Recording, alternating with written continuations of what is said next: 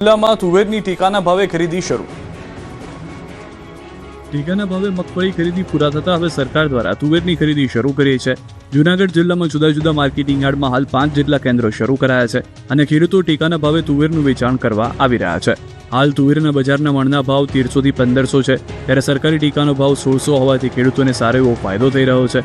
ગમે તેટલી તુવેર ખેડૂતો ટેકાના ભાવે વેચી શકશે, જેને લઈને ખેડૂતો ખુશખુશાલ થયા છે। ટેકાના ભાવે તુવેરની ખરીદીમાં જૂનાગઢ જિલ્લામાં 45,000થી વધુ ખેડૂતોએ નોંધણી કરાવી।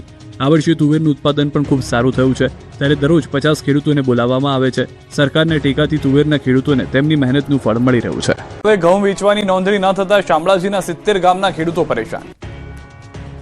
અરવલ્લી જિલ્લામાં રવિ સિઝનમાં ખેડૂતોએ સૌથી વધુ 80,000 હેક્ટર જમીનમાં ઘઉંનું વાવેતર કર્યું છે।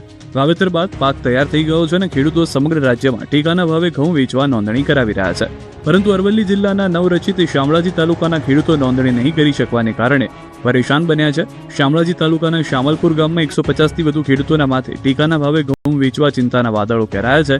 કારણ છે નોંધણી થતી નથી, કેમ કે તાલુકો અલગ બન્યો, પરંતુ ઓનલાઈન કમ્પ્યુટરમાં તાલુકો અને ત્યારબાદ ગામનું નામ નાખતા જે સર્વે નંબર બતાવવો જોઈએ તે બતાવવામાં નથી આવતો, જેના કારણે નોંધણી થઈ શકતી નથી। ખેડૂતો બાપડા બિચારા બની રોજ પંચાયતના ધક્કા ખાઈ રહ્યા છે, પરંતુ આ ટેકનિકલ ખામીને કારણે નોંધણી નથી થતી।